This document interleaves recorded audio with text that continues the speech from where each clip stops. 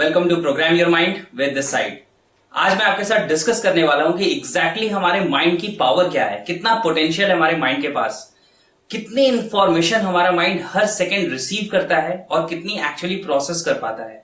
मैं आपको बताऊं, हमारा जो माइंड है वो 4 billion bits of information every second receive करता है, लेकिन एक्चुअली हमारे माइंड में रजिस्टर कितना होता है, वो होता है सिर्फ 2000 बिट्स। यानी कि बहुत बहुत ज्यादा इंफॉर्मेशन का एरिया या चंक जो हमारा माइंड रिसीव कर रहा है वो एक्चुअली कभी रजिस्टर ही नहीं करता। मैं आपको बताता हूं, शायद हो सकता है कि आपको सुन के ऐसा लग रहा होगा, नहीं ऐसा कैसे हो सकता है। मैं आपको एक एग्जांपल देता हूं। अभी जब से आप इस वीडियो को देख रहे हैं, आप मुझे देख रहे हैं, लेकिन मैं अगर आपसे ये सवाल पूछूं कि क्या मैंने अपने फिंगर में, किसी भी फिंगर में कोई रिंग पहनी है, तो आपको दोबारा देखना पड़ेगा ध्यान से कि नहीं पहनी है। क्यों? क्योंकि अभी भी वो इंफॉर्मेशन आपके ब्रेन के पास थी, लेकिन उसमें से इस पर्टिकुलर पोर्शन को या इस इंफॉर्मेशन को उसने जूम नहीं किया था, इस इंफॉर्मेशन को उसने स्पेशली रीड नहीं किया था। अभी अगर मैं बैकग्राउंड की बात करूं तो बहुत सारी चीजें हैं, लेकिन बैकग्राउंड में कौन से कलर्स हैं या क्या लिखा हुआ है जो आपके स्क्रीन पे विजिबल है, वो आपको दोबारा देखना पड़ेगा, because it was already there, लेकिन आपका फोकस उस पर नहीं था। दैट मीन्स वो इंफॉर्मेशन तो आ रही थी पर माइंड उसको रीड नहीं कर रहा था, रजिस्टर नहीं कर रहा था। अब मैं आपको बताता हूं कि इससे हमें समझना क्या है और कैसे ये हमारी लाइफ में एक चेंज क्रिएट कर सकता है। इस टॉपिक को आज मैं बहुत अच्छे से आपको एक्सप्लेन करने वाला हूं और मुझे पता है कि आप इसे समझ पाएंगे and you will be able to create changes in your life. सबसे पहले समझते हैं कि हमारा माइंड किसी भी इंफॉर्मेशन को रिसीव कैसे करता है। जैसे किसी भी कंप्यूटर सिस्टम के पास इनपुट डिवाइसेस होते हैं जो उसे इंफॉर्मेशन देते हैं, इन द सेम वे जो आपका ब्रेन है, ये हार्डवेयर है, इसके पास भी इनपुट डिवाइसेस हैं जो आपके सेंस ऑर्गन्स हैं। और ये 5 सेंस ऑर्गन्स, यानी कि आप चीजों को देखते हैं, आप सुनते हैं, आप टच करते हैं, टेस्ट करते हैं और स्मेल करते हैं, ये 5 सेंसेस आपको इंफॉर्मेशन देती है। और आपको पता है कि सबसे ज्यादा इंफॉर्मेशन आपका कौन सा सेंस है, सेंस ऑर्गन है जो परसीव करता है? नहीं, वो आंखें नहीं है, वो आपकी स्किन है, क्योंकि इसका जो सरफेस एरिया है वो सबसे ज्यादा है और सबसे ज्यादा इंफॉर्मेशन आपकी स्किन सेंस या आपकी टच सेंस आपको देती है। तो आपका माइंड हर समय बहुत बहुत ज्यादा इंफॉर्मेशन को रिसीव कर रहा है, लेकिन कितनी इंफॉर्मेशन को वो प्रोसेस करेगा और एक्चुअली प्रोसेस करने के बाद वो फिल्टर करके क्या रजिस्टर करेगा माइंड के ऊपर, ये जिस चीज पे डिपेंड करता है, उसके बारे में आपको समझना बहुत ज्यादा जरूरी है। क्योंकि हम सब, एक्सटर्नल वर्ल्ड तो हमारा सबका सेम है, यानी हम सब एक ही दुनिया में रहते हैं, लेकिन हर इंसान इस एक्सटर्नल वर्ल्ड के बावजूद अपनी अंदर की एक अलग दुनिया बनाता है और एक्चुअली अपने अंदर की दुनिया में ही जीता है। आपने कई बार ऑब्जर्व किया होगा कि एक फैमिली में सेम सिचुएशन क्रिएट होती है और अलग अलग लोग अलग अलग तरीके से रिस्पॉन्ड करते हैं। ऐसा क्यों होता है? क्या वो सिचुएशन डिफरेंट होने के कारण? नहीं, सिचुएशन तो सेम है, लेकिन हर पर्सन का रिस्पॉन्स अलग अलग है। उसका रीजन ये है कि हर पर्सन के माइंड के अंदर जो दुनिया क्रिएट हुई है, दैट मीन्स जो रिप्रेजेंटेशन क्रिएट हुई है एक्सटर्नल वर्ल्ड की, वो बिल्कुल डिफरेंट है। तो आज समझते हैं कि एग्जैक्टली ये किन चीजों पे डिपेंड करती है और हमें कहां पे चेंज करने की जरूरत है, एक्चुअली हमें डिफरेंस कहां क्रिएट करना चाहिए। मैं आपको बताता हूं। जैसे मैंने आपको बताया कि हमारा माइंड 5 सेंसेस से रीड करता है, विजुअल सेंस से, ऑडियो सेंस से, फीलिंग से, टेस्ट से और स्मेल से। मैं एनएलपी की लैंग्वेज यूज कर रहा हूं, या मैं आपको बोलूं कि जो भी चीजें मैं आपको एक्सप्लेन कर रहा हूं, it is based on my understanding of NLP, neuro linguistic programming, जिसके मैं ट्रेनिंग प्रोग्राम्स लेता हूं। इसमें फीलिंग के सेंस को हम काइनेस्थेटिक कह देते हैं, टेस्ट को हम गस्टेटरी कहते हैं और स्मेल को हम ऑलफैक्टरी कहते हैं। नाम में कुछ नहीं रखा है, मेरा नाम वेद हो या जावेद हो, मैं वही बताऊंगा जो बता रहा हूं। अब एक सिंपल सी चीज समझनी है कि ये जो सेंस ऑर्गन्स हैं हमारे, यानी कि ये जो हमारी सेंसेस हैं जो हमें माइंड को इंफॉर्मेशन दे रही हैं, ये इंफॉर्मेशन हमारे माइंड में जाके स्टोर होती है।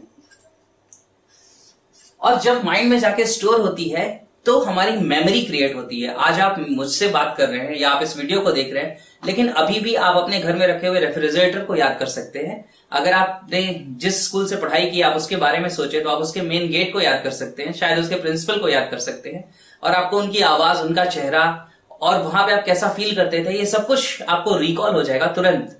क्यों? क्योंकि ये सारी चीजें आज आपकी आंख के सामने एक्सटर्नल वर्ल्ड में तो नहीं है, लेकिन आपके माइंड के अंदर की दुनिया में जरूर है, इंटरनल वर्ल्ड में जरूर है। यानी इंटरनल वर्ल्ड में भी ये इंफॉर्मेशन जाके कहीं ना कहीं स्टोर हुई है।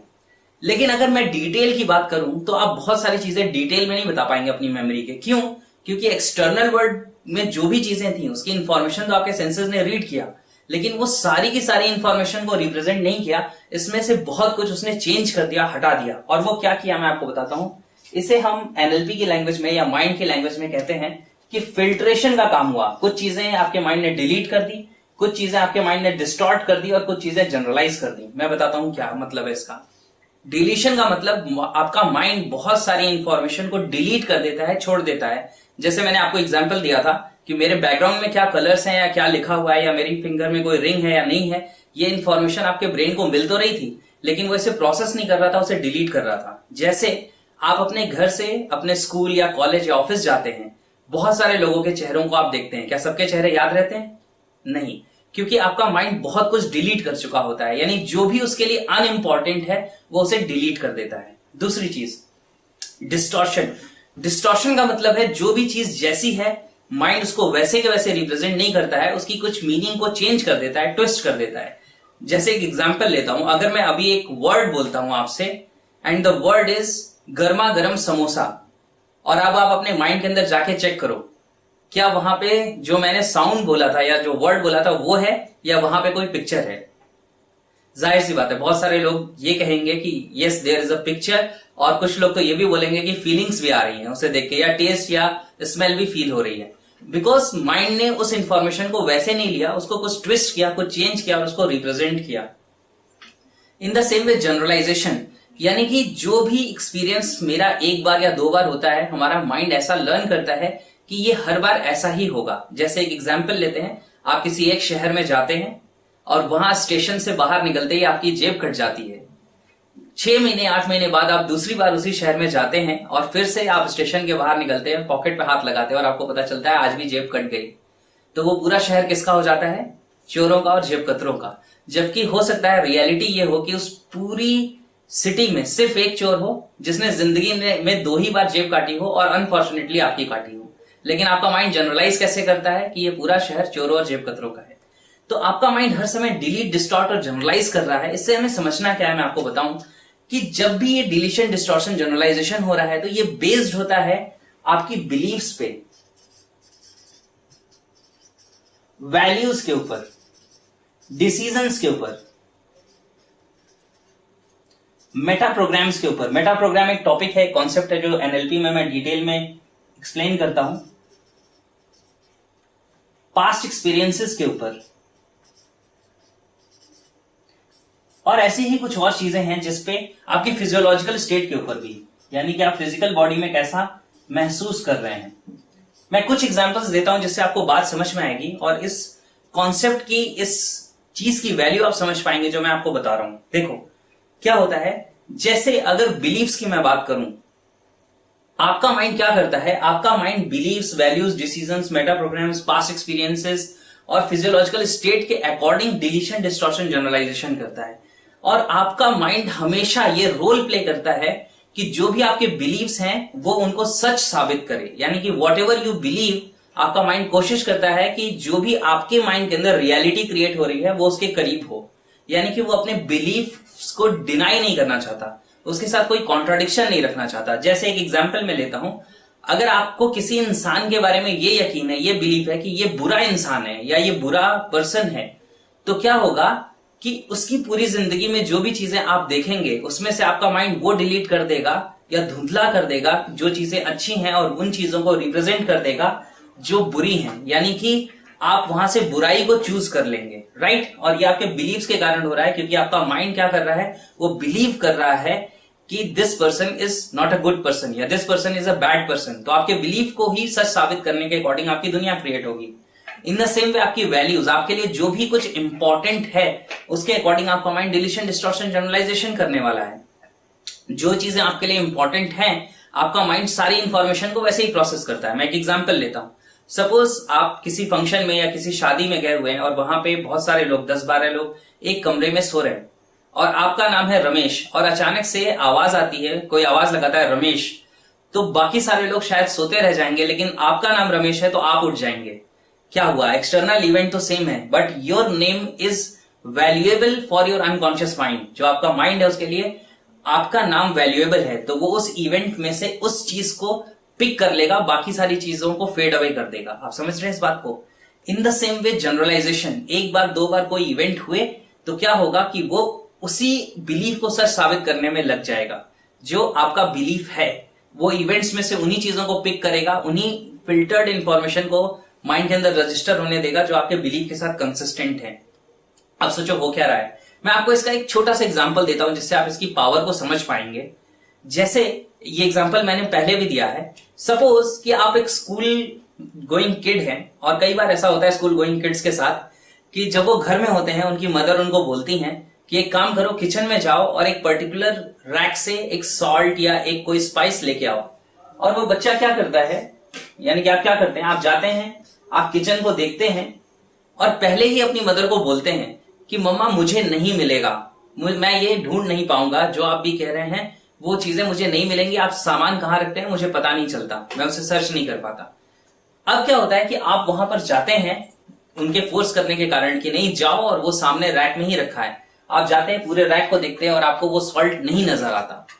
फिर आप अपनी मदर को बोलते हैं कि मम्मा मुझे वो सॉल्ट नहीं मिल रहा, यहां सामने नहीं है, और वो आती हैं अचानक से। और आने के बाद क्या करती हैं, क्योंकि आप भी यहां खड़े थे, आप भी इसी को देख रहे थे, वो देखती हैं और वो यहां से सामने से आपको सॉल्ट उठा के दिखाती हैं कि देखो ये रहा सॉल्ट। और उसके बाद फिर वो आपसे कहती हैं कि तुम कोई भी काम मन लगा के नहीं करते, तुम हर काम में लापरवाही करते हो, वरना ये सामने रखा है तुम्हें दिखता नहीं।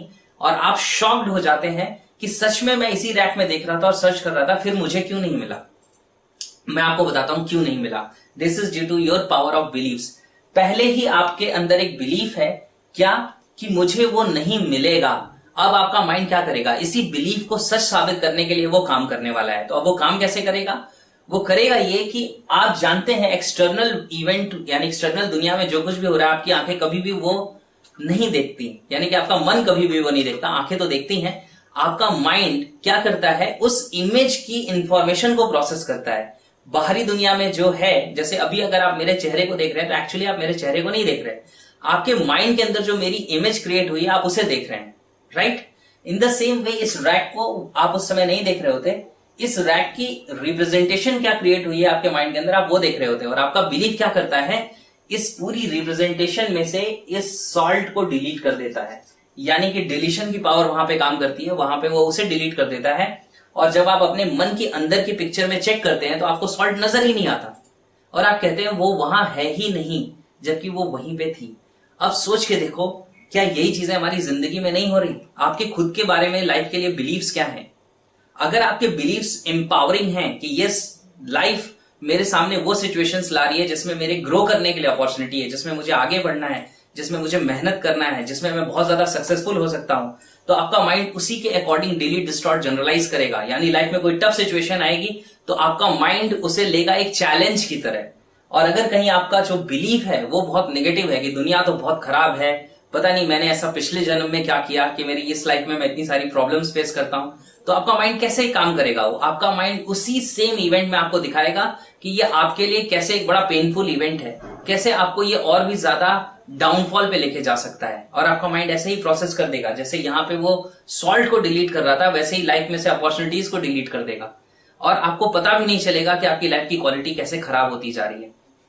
आपकी वैल्यूज आपके लिए सच में इंपॉर्टेंट क्या है, क्या आपने कभी उसको एनालाइज किया है, क्या आपने कभी उसे डिसाइड किया है। अगर ये नहीं किया है तो जो चीजें सच में जिंदगी के लिए वैल्यूएबल नहीं है, आप उन चीजों के अंदर इंगेज हो जाएंगे और वैसी ही चीजें आपकी जिंदगी में फिर रिजल्ट्स क्रिएट करेंगी।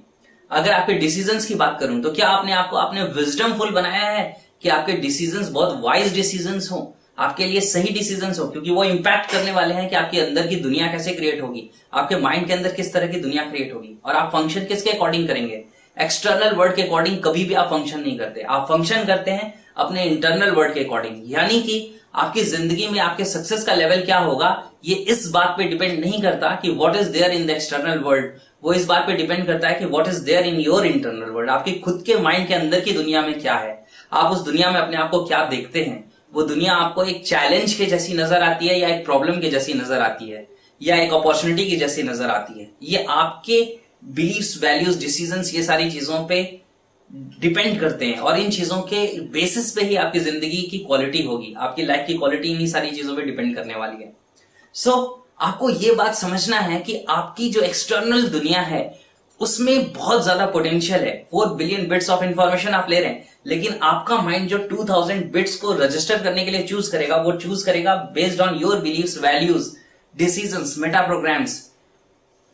पास्ट एक्सपीरियंसेस, आपकी जिंदगी के जो पास्ट एक्सपीरियंसेस हैं उसके अकॉर्डिंग, और आपकी फिजियोलॉजिकल स्टेट, आप अपनी फिजिकल बॉडी में कैसा है, फिट महसूस कर रहे हैं या अनफिट महसूस कर रहे हैं, आप हेल्दी महसूस कर रहे हैं या पेनफुल या डिजीज वाले इंसान की तरह महसूस कर रहे हैं, क्योंकि ये चीजें अफेक्ट करने वाली हैं। सोच के देखो, आप एक बहुत ही अच्छे खुशनुमा इवेंट में जाते हैं, किसी की बर्थडे पार्टी है या मैरिज है जिसको आप पसंद करते हैं, और अगर आपके सर में दर्द हो रहा है तो क्या होगा, वो जो म्यूजिक आपको डिलाइट करने वाला था वही म्यूजिक अब आपको परेशान करना शुरू कर देगा, डिस्टर्बिंग लगना शुरू हो जाएगा, क्योंकि ये फिजियोलॉजिकल स्टेट के ऊपर है।